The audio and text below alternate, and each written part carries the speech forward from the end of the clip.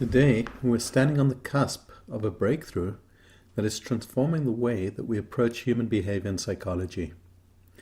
Since mapping of the human genome was completed in 2003, we've been able to save lives and to prevent many forms of heritable suffering.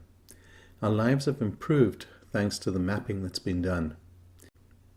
Today I'll be introducing a brand new concept, one that sounds a lot like genome, but we've replaced the G with B, because it's about how we be. With BEnome mapping, we expose the processes that are occurring inside a person's psyche in real time, in much the same way that CAT scans expose what's going on inside our organs. Thanks to BEnome mapping, more than 50% of all depression, anxiety, addiction, abuse, conflict, and violence can easily be prevented, and many of those who suffer will have a chance to heal. My name is Philip, and I've been working virtually non-stop on the BEnome project for at least 6 years. And today I'm excited to be sharing the system that I've developed with you. Since the amount of information that I'll be sharing could be daunting, let's make our lives somewhat easier by relating this information to a fictional character. Our character's name is Chris. Please select one of the Chris's on the screen and picture your Chris going through the scenarios that I'm about to present. I'm about to show a video that captured what was happening on one particular day when Chris's mom took her to the university in their town to take part in an interesting experiment. The researchers they met were interested in studying what happens when a parent suspends all interaction with an infant for an extended period of time.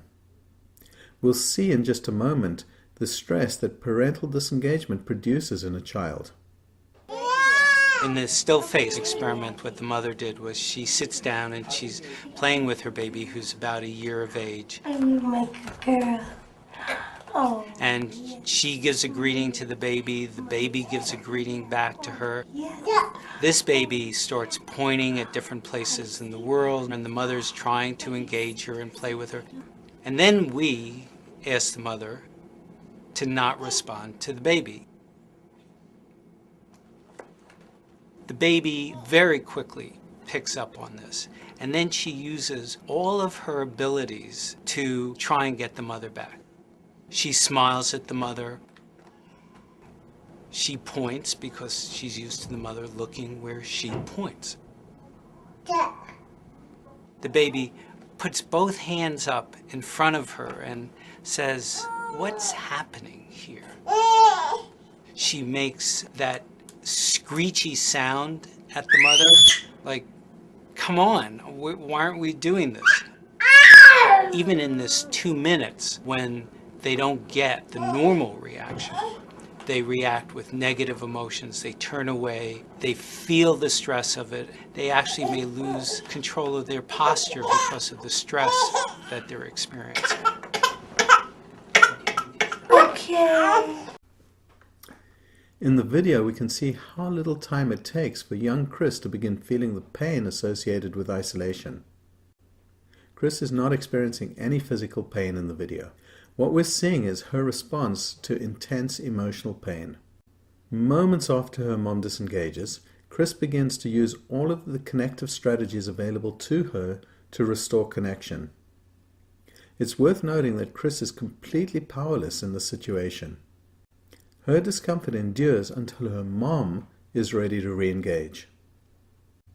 Outside the laboratory, Chris's mom is often disengaged for extended periods while she's tending to Chris's siblings, taking a shower, arguing with Chris's dad, or ignoring her daughter because Chris did something wrong. When Chris's parents placed her in a separate room so that she could cry herself to sleep, the isolation caused so much pain that she would cry hysterically, often for hours. Chris carries emotional scars in her cellular memory and in the synaptic wiring of her brain as a result of the disconnective trauma that she experienced, though no one would ever guess because her parents were so kind and caring toward all of their children. During those moments when Chris was feeling secure and unconditional acceptance from her mother, she felt loved, but the moment that her mom or dad disengaged and became unavailable, the love that she'd been feeling a moment earlier evaporated. Love evaporated whenever they became sarcastic, critical, or judgmental.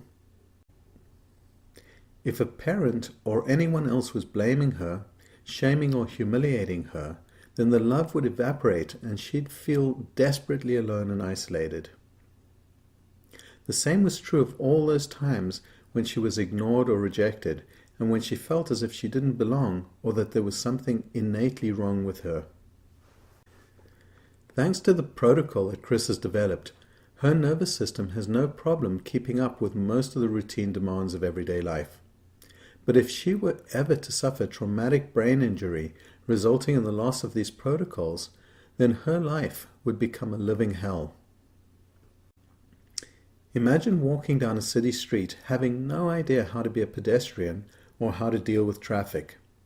Imagine how overwhelming your nervous system would find the city soundscape with all the humming of air conditioners, the various sirens and beeps, human voices, sounds of birds and barking of dogs, and the sound of approaching and receding cars and buses and trucks and motorcycles.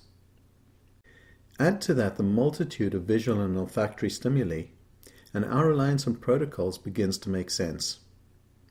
In my book, Learning to Love, Your Guide to Personal Empowerment, I refer to these protocols as behavioral loops or B loops.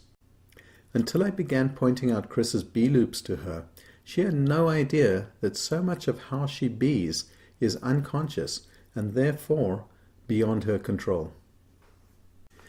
Chris was punished by her parents and teachers whenever she did something or said something that they found socially unacceptable. Lying, for example, was strongly discouraged in her family, together with laziness, neediness, greed, obesity, bigotry, and selfishness.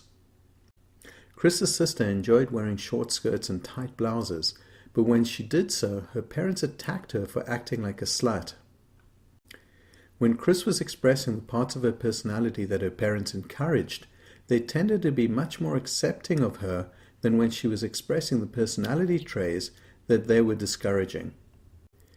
It didn't take long for her to modify her personality to the extent that she was able to conform with how her parents and her community needed her to be, because with conformity came love and acceptance, and with rebellion came rejection and social isolation. She learned the importance of conforming in order to belong.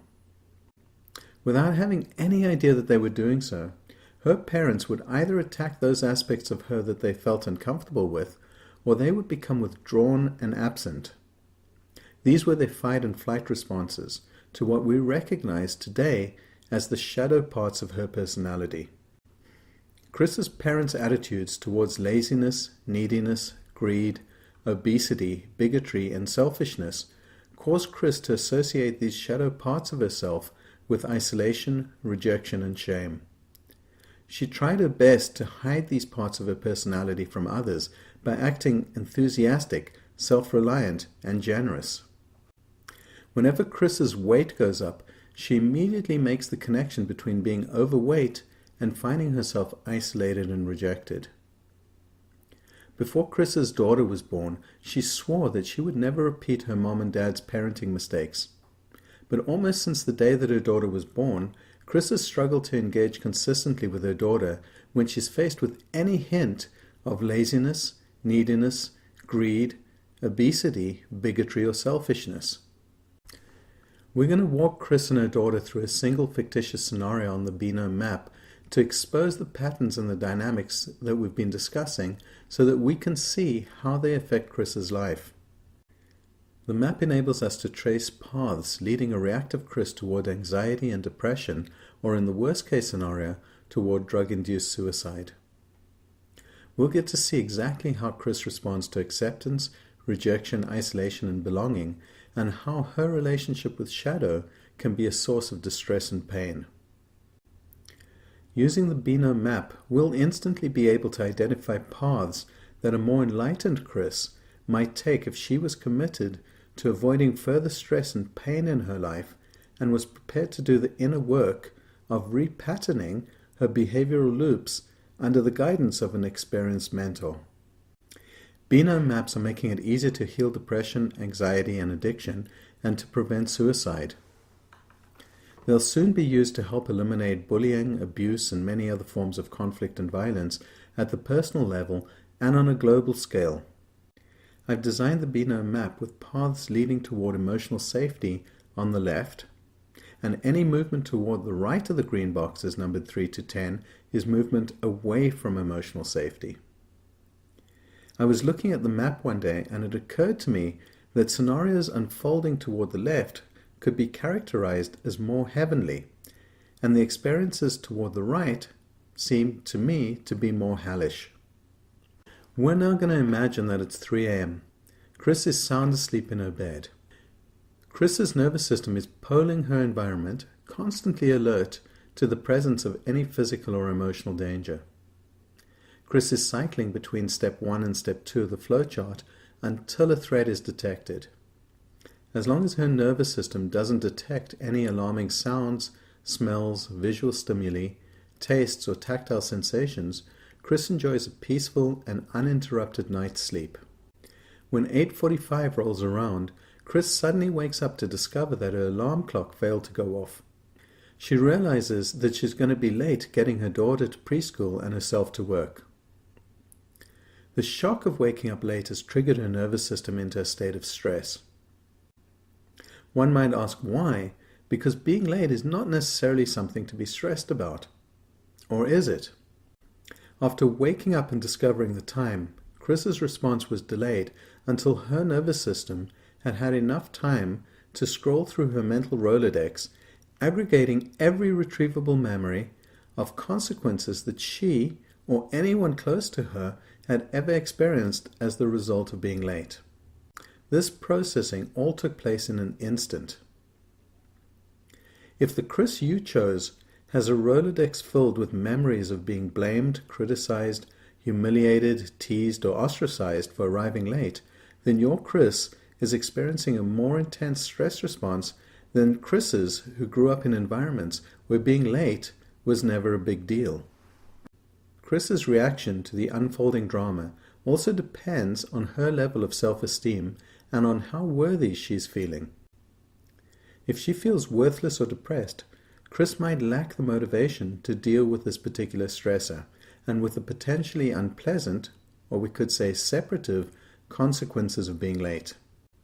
Although the scenario with the alarm clock doesn't present any imminent physical threat to Chris, her nervous system is still registering a high level of danger because her late arrival might result in her being reprimanded, humiliated, shamed, or punished, and each of these disconnective consequences would transport her back to the trauma of being that little girl whose mom was disengaged and might never connect with her ever again.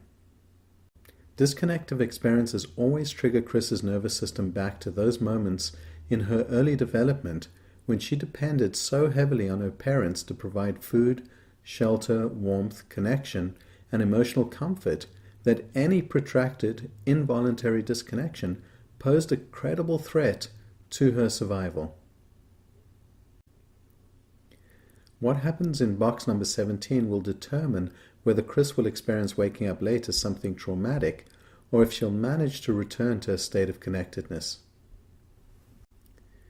Every one of our Chris's has developed her own unique set of strategies or protocols for dealing with stressful situations, reflecting the personality traits, emotions, and behaviors discouraged or encouraged by her parents and community, and the opportunities that were available to her for re-engaging these disengaged adults. Chris's strategies or protocols might include profusely apologizing for being late and swearing never to be late again, attempting to sneak in without anyone noticing her, attacking anyone who comments on her tardiness, acting charmingly or seductively toward the male manager in order to distract his attention away from her lateness, or calling in sick to work. I'm sure that you can think of several others. In situations where Chris fails to restore secure connection, her nervous system initiates one of 3 responses. We can tell which one of these she's in by the way that she interacts with her 4-year-old daughter while hurriedly preparing her for preschool. If Chris's daughter is subject to criticism, sarcasm, conflict, blame, aggression, rejection, projection of judgments, or passive aggression from Chris, then Chris is in a state of fight. If it feels to Chris's daughter as if Chris is abandoning her, disappearing, hiding, acting deceptively, lying or self-numbing, with alcohol or drugs for example, then Chris is in a state of flight. Chris's who react to stress with the freeze response go through the motions of doing what's necessary to get their daughter to preschool, but they're emotionally inaccessible to the child. Children experience an adult's freeze response as a terrifying version of abandonment. When Chris arrives at work, she assumes her role as a politician, teacher, police officer, nurse, or mindfulness teacher, but her ability to function remains compromised until she's able to emerge from a state of fight, flight, or freeze. This could take minutes, hours, or sometimes even a few days. Every single time that Chris experiences elevated levels of stress, that discomfort or pain is recorded in her emotional pain index. Any fear of experiencing the same kind of discomfort in the future is recorded in her anxiety and distress indices. Chris's adverse experiences are also being recorded at the cellular level in Chris's repository of traumatic memories and lessons, and in subtle changes to the neurotransmitter wiring of her brain. Scrolling through Chris's repository of traumatic memories and lessons, you'll discover hundreds of thousands of entries that have accumulated over Chris's lifetime. Each entry describes incidences in which Chris reached out to a parent, a caregiver, a sibling, a friend, or a lover for connection or validation, but that person was either unavailable or was unwilling to meet Chris's need for comfort, connection, and validation in that moment. Records marked belonging indicate Chris's thwarted attempts to connect to her extended family, her community, or her clan by conforming to the group's cultural norms, by offering to support someone, or by reaching out for connection and support from the group. If the still face experiment teaches us anything, it's that prolonged involuntary isolation is a source of intense emotional pain, equivalent to the pain of having wisdom teeth removed, or the pain resulting from oxygen deprivation if a person was drowning. Chris unconsciously relies on one or more of the following strategies to cope with the intense emotional pain of separation, isolation, loneliness, and rejection. Chris's long list of medications and distractions have included weed, a couple of glasses of wine, time on the computer or watching a show, eating comfort foods, gambling, exercising, masturbating and having sex, working herself to exhaustion, and the use of both prescription and non-prescription drugs. There are times when Chris's emotional pain goes away completely, but that rarely happens. And there are times when Chris is in the middle of reacting to a trigger when the next triggering event already occurs, and times when no matter what she does, she can't escape the pain loop between 33 and 41. Chris will remain trapped in a loop between 42 and 15 until she's able to restore secure connection, even if that takes forever and keeps her trapped in disconnective pain. Chris's romantic partners have disliked the way that she uses control and manipulation. But when she's pointed out their own use of control and manipulation techniques, they've tended to agree with her that we're all using control and manipulation to avoid the pain of disconnection and isolation. Ironically, many of these strategies result in further disconnection rather than connection. I refer to them in my book as maladaptive strategies. When, for example, Chris's attempt to sneak in without anyone noticing gains her a reputation for being dishonest, that's counterproductive. When attacking the person who comments on her tardiness leads to delays in her promotion, that too is maladaptive. When her use of charm and seduction earns her a reputation for being a tease, then that also is a maladaptive strategy. If Chris's reaction to waking up late triggered a fight, flight, or freeze response and resulted in her use of criticism, sarcasm, blame, or aggression toward her daughter, then the young girl's nervous system will respond to the disconnective threat by triggering her own fight, flight, or freeze response. As mother and daughter ascend a reactive spiral, the distance between them increases, and each experiences deeper isolation and more excruciating emotional pain.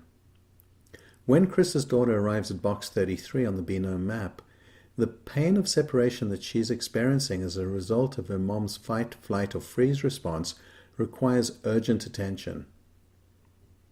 The options available to her for coping with her emotional pain at 4 years of age shape the way that she will cope with emotional pain for the rest of her life. Unless she's able to heal her emotional pain, and there's no way for her to do so without help from an adult, she'll learn to ignore her pain, to medicate it with prescription or non-prescription drugs, alcohol, or tobacco, to distract herself from the pain of separation with food, exercise, codependent relationship, hyperachievement, or people-pleasing. If none of those options are available, then she might lose herself in her cell phone, in a computer game, or a television show just to find a few moments of pain relief. The incident with the alarm clock really shook Chris up. It highlighted for her the potentially toxic environment that she was creating for her daughter. At the time, she was working in a school, and staff members were offered an opportunity to receive training to become mentors through a new program aimed at preventing bullying and conflict. The principal was hoping that the number of kids in the school using drugs and acting out in other ways would drop. Maintaining discipline and retraining teachers was a growing issue in her school and in the district. The local law enforcement and emergency services were stretched to the max.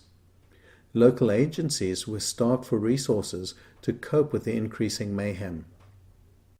Chris elected to join 4 others working at the school, together with several nurses and mental health workers, several parents, 5 teenagers, and a few representatives from the Chamber of Commerce to take part in the training sessions over several months.